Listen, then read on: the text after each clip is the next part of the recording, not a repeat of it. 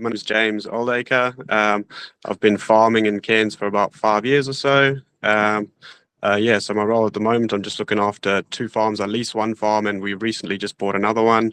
And so it just involves a lot of fertilizing, spraying, keeping the farm neat, and monitoring your crop. Yeah.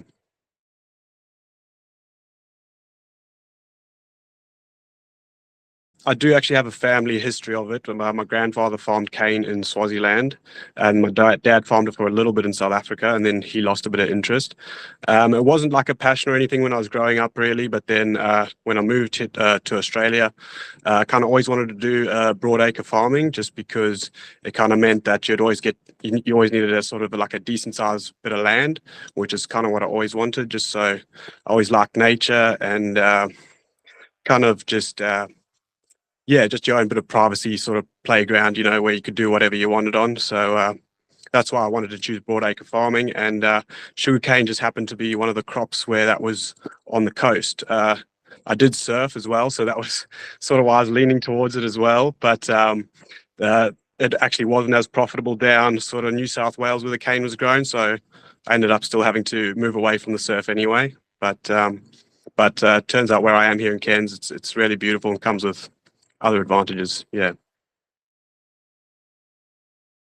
And we started off just by leasing a farm, which was a really good, cheap way to get into it, even though it is still a bit of an investment. But farms are really expensive. So it was really good to just see how it was going to pan out and all that. So started off, got a job sort of with working for a mill. And then after that, I worked for Sugar Research Australia just as a technician doing fertilizer trials and stuff, which helped me learn a hell of a lot about the industry. And through my jobs, actually, that's where I managed to make the contacts, where just talking to people and other growers, and that's where I managed to get the contact to get a lease on the farm, because they don't just sort of give them away willy-nilly to anyone. So it was only once I got talking to guys in the industry and worked with them a fair bit that I managed to get those numbers for the right people to phone and actually got access to potentially leasing the farm. And I did go to, when I finished school, I went to agricultural college down in Geelong, called Marcus Oldham. So that was a really good agricultural course, just about all general farming, and really gave you an insight on how to sort of budget for your costings and look into whatever farming type you're getting into to make sure you know what you're getting into, I suppose. Yeah.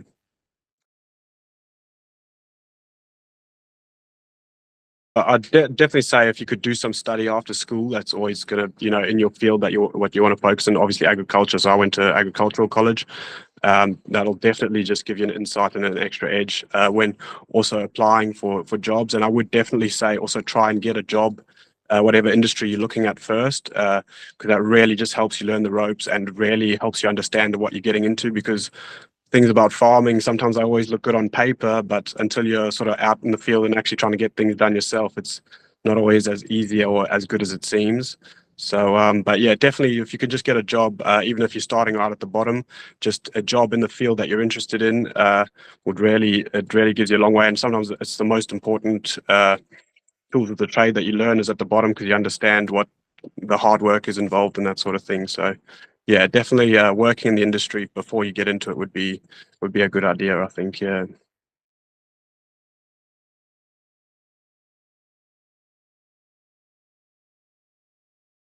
The biggest skill I use was what I learned at agricultural college, and that was probably learning how to do a farm budget, which isn't as complicated as it might sound. It's basically just summing up all your costs as accurately as you can, which often comes with an estimation. Often you do need to talk to a lot of people in the industry first, because there will be costs that will pop up that you're not really ready for.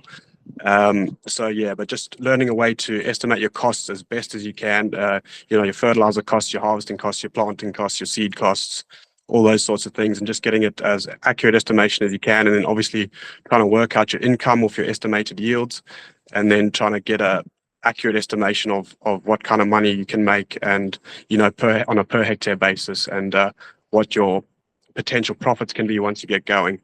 Because when you start off, when I took over my farm, it was in a really, really bad condition. It's probably almost definitely going to, whatever farm business you take over is probably definitely going to run at a loss for the first 2 years.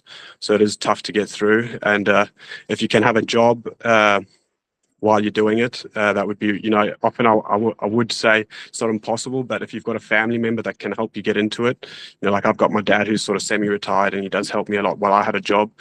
So I kept a job for 2 years while I kept the farm running.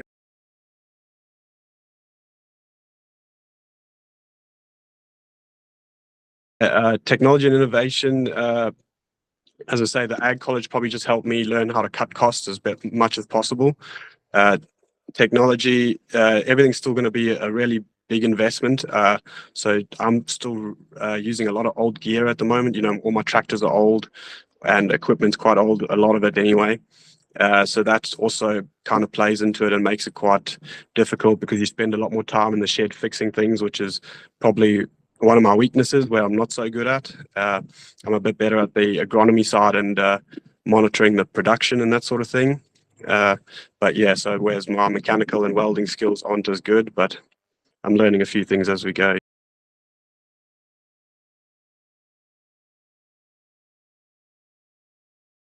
Yeah, so I suppose blanket application is sort of a bad thing for the industry, is the name we get, where it's sort of you just kind of spray everything with the same rate and you fertilize everything at the same rate. So obviously we're trying to change that to do like more of a variable rate where you're sort of tailoring it just to what that block needs. So, and also some blocks yield better than others. So you want to put certain amounts of fertilizer for that specific crop. And obviously some paddocks are going to have worse weeds than other ones. So you want to make sure you're getting the right sprays and right amounts to manage certain blocks and not everything that's the same rate. And you can really help cut your costs like that as well.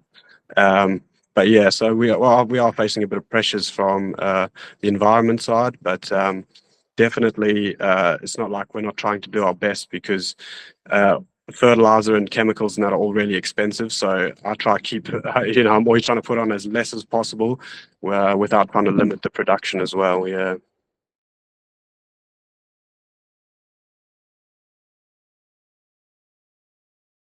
Challenges is probably starting off, getting into it. Like I say, you probably, whatever farm you take over, it's probably not going to be in the best condition or whatever. So it's a large investment, planting and everything like that, to getting the farm up to scratch, as well as the equipment. So yeah, getting into it, and as I say, you probably going to want a job for at least the first year or two while you're doing the farm. So it can be a lot of work at the start, because you'll be working your weekends on the farm and that sort of thing. And definitely you want a family member that can help you out. So somebody that when things get tough is not just going to run away on you. Yeah, so probably it's a fair investment is the toughest challenge. But yeah, if you can start off somewhere like leasing or something like that before just going out and purchasing a large farm and getting into large debt instantly, leasing would probably be a good option to just learn the ropes and know what you're getting into. Yeah.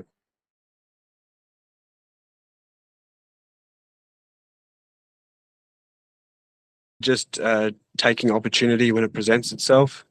Nothing's going to be perfect. It's not always going to be exactly where you want it. But if you've been planning it for a while or whatever, and you've been looking into it, doing your research, when something pops up, sometimes it won't always be perfect. I was told the farm I was taking over never had the best soil, but now I'm growing some of the best crops in the area because I knew how to amend those soils and that sort of thing. So and yeah, opportunity won't come knocking 2, 3, 4, 5 times in a row. So sometimes you just got to take it when it comes. Yeah.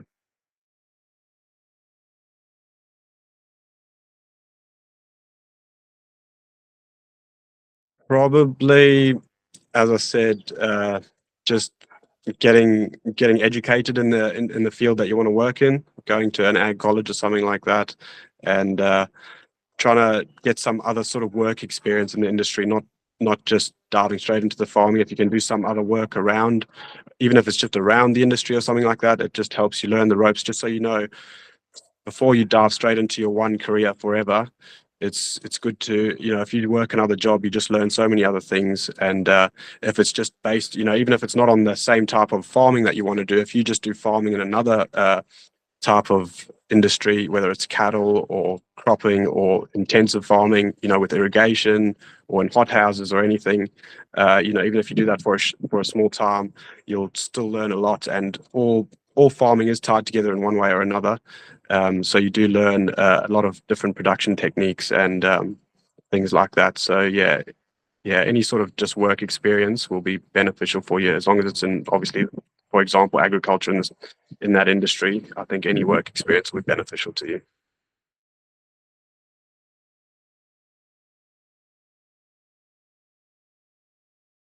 It's probably just being on the land, being close to nature.